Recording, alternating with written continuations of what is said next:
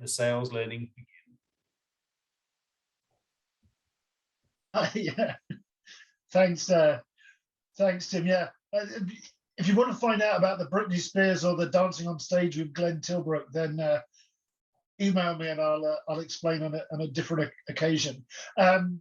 So first of all, thank you, Chandra, for inviting me. It's great to meet all of you. I know a lot of you are based in the sort of the Bromley sort of Orpington area, and I feel a great affinity for that part. I was born in Maidstone, left a while ago, but still have a strong affinity for that part of the country. So and then maybe this is, I just get about a lot. I now live in Epsom, probably literally a stone's throw away from where Epsom salts came from. I probably could throw a stone out of my window and get, so small world, either small world or David's just been around a lot. So as Tim said, I run Sandler Training. We're a coaching, training, consulting company, and we work with business owners specializing in the area of sort of sales and business development. At its most straightforward, we work with people to find ways to improve their revenue, and that manifests itself in a whole host of different ways. One of the things I often tell people is, unfortunately, particularly unfortunately for me, there's no silver bullet. Some people come along to sales training, they feel that sort of salespeople go to these sort of dark arts, school of the dark arts. They're taught sort of magic sentences, and if you utter these magic sentences in the vicinity of potential clients or customers, they will get out the checkbook and start sending money over to you. Unfortunately, that's not the case. When we look at the sales and how to be more effective in sales and business development, it really just boils down to attention to a lot of different small details, small incremental changes to the things that we do, all add up, and in aggregate can make a dramatic difference to how we can be effective at selling. So what I was thinking I would do today is, we've got 20 minutes or so, is that right? Are we good on time? 10 minutes. We've got 10 minutes. So now I will talk to use the Friday one. I'll try and go fast forward. See that. Maybe what I'll do is just give a little bit of an intro, and then people can just ask questions. We can just talk. I'll show you a couple of things. I'll share a screen for a moment and just talk for a minute about the context in which we are selling today. Do you all see sort of a chart on your screen? Is that so? What we're looking at here, this is data from HubSpot. HubSpot, some of you may know, sort of an application that people use for sending sort of sales and marketing emails amongst other things. So this is data that's available on their website, and what they're looking at here is sales emails that get sent out. And what this is showing us, so if we go back to the base date here, this is January 2020. And so the base case is the number of sales emails that were being sent out January 2020. The reason they picked that date is it's right before lockdown. So this is when we were all in a naive, happy-go-lucky, everybody can meet and hug each other and go out and get together in big crowds and go out and sell. That was the base case. So what this then looks at is sales emails being sent out as an increase versus January 2020. So this tells us that in June, there were 65% more sales emails being sent out. And this goes right through to, this must be August of 2021. August of 2021, 112% more, so more than double the volume of sales emails being sent out compared to January. So maybe we might think, well, January is a quiet month, people coming back from the holidays and so on. But no, if we compare January of 2020 to January of 2021, 77% more emails sent out, month-to-month comparison. So what this is telling us is in our post-lockdown COVID world, that basically we went into lockdown. People thought, oh no, we can't do all of the other selling stuff we want to do. What are we going to do? Let's send out some sales emails. And it effectively went roughly 70% to doubling the volume of sales emails going out. And this is roughly, so this red line shows us the response rate went down, 30% less likely to be responded to. So we're working in a world, so this is one example of the world in which we are trying to sell. It has got a lot more noisy. There's a lot more people trying hard. I think what happened was, as they were sending out sales emails, they weren't working very well because there was more go get. So the response was, let's send out even more sales emails. So as we try to connect with potential new clients, potential new customers, we're trying to do that in a world where they are even more inundated than before. Even more inundated than before. So what we've got to do to be effective is to figure out how to break through that noise. As I was talking to Chandra earlier in the week, he reminded me of a story that I sometimes tell. It's a parable, a bit like a parable. So our intrepid young young man, decides he wants to get married. However, he's not in a relationship. So fortunately, though, his friends had told him of a lovely woman, lives on the other side of town. Sounds like she'd be a perfect partner for him. So he goes over to her house, knocks on her door. She opens the door and he says, "Hello, will you marry me?" Taken aback, she says, "No," closes the door. Unperturbed, our intrepid hero, because there was also a different woman that his friends had told him about that also sounded like be a perfect partner for him in life. So he goes down to her house, knocks on her door. She answers the door, and our intrepid hero once again says, "Hello, will you marry me?" "No," she says, closes the door. So you might be wondering, why is David telling us this story? I thought he was going to talk to us about sales. No, I won't invite you to give your opinion. So often our selling can be a bit like this young man's attempt to get married. From the very first interaction, we're trying to get people to buy from us. We're trying to get people, we try to be persuasive, articulate, compelling, to try and get people to buy before we know them, before we know anything about them, before they know anything about us. And it just puts far too much pressure on them and on us, and becomes counterproductive. We should think of our selling process, our approach to finding new clients and customers in a similar way to if we were about to embark on finding a life partner. First of all, just get to know each other. Think of it, if our intrepid hero decides another approach, he could have said, rather than just knocking on doors, is get to know some people. Think about it, just go for coffee. And all you need to think about when you're going for coffee is, did I have a nice time? Did we connect on some level? Does it make sense for us to go for coffee again? So just thinking of that kind of approach to our approach to selling, and how can we, so particularly in our initial attempts to connect with people, as we see those host of emails that are being sent out. I bet if we had time, I could ask each of you to go through your inbox from today. So what is it? It's 5 o'clock on a Friday, 5:20 on a Friday. I bet you've each received at least 30, 40, 50 sales emails. And I bet you almost none of you have read any of them.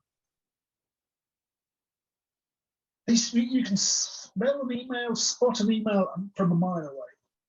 So all those emails that are being sent out, all those attempts, and this happens to whether it's, so this is the example of emails. But the same is true for connections on LinkedIn, for connecting through trying to cold call or warm call. And even if we tried at a networking event to immediately try to get, you want to become my next client, you want to get to know each other first, get to know each other, understand each other's business. And then we can decide if it makes sense to do business together. So a general strategy approach to selling is, as we often hear, don't be salesy. But what that means is don't try to persuade people that what you do is fabulous. What you do is the best out there, the best customer service, great value for money. It may be true, but that sounds like a sales pitch. And people don't want a sales pitch. I bet almost none of you want somebody to sell to you. Somebody says, no idea whether it makes sense for us to speak. The sorts of work we do is X, Y, and Z. Sort of people we work with are A, B, and C. Don't suppose a 20-minute conversation will make sense.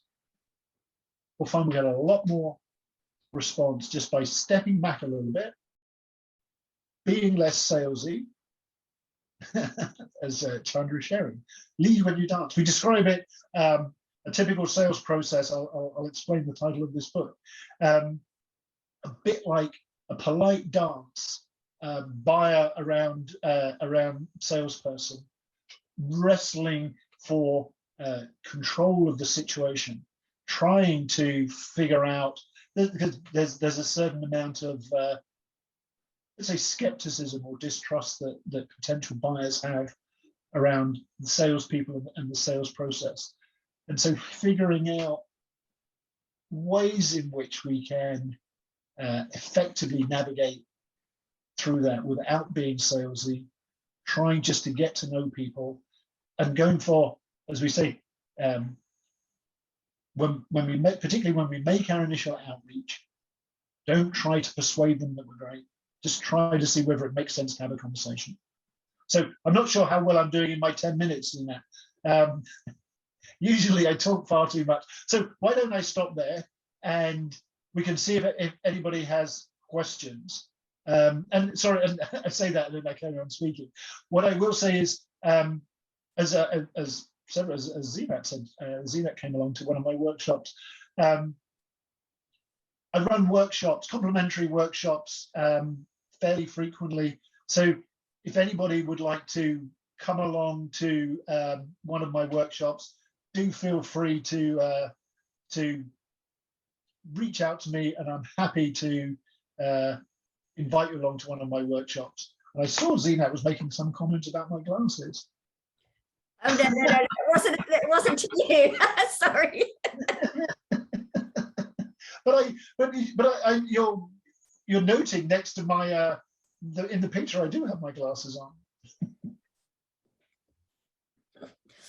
Brilliant. So I'll as I said, I'll stop talking. And has anybody got questions, thoughts? What are your experiences in what's working effectively with you to just connect with potential new clients and customers? I like the idea of the sort of friendly and approachable side, but you've still, for a cold call, you've still got to do that initial intro. So I was wondering how you would, if it's a LinkedIn or something like that, you've still got to be able to not sell. You've still got to start the conversation. Absolutely. That's a great question, Tim. Yes, it does sound a little contradictory. Connect people, try to connect with people randomly, but don't sell to them. Like, okay, what are you going to do?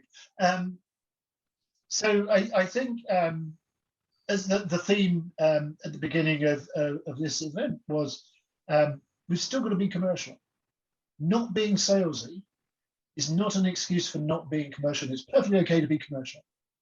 But we think of it rather than one person trying to sell to another, more like two people coming together to figure out whether or not it makes sense to do business together.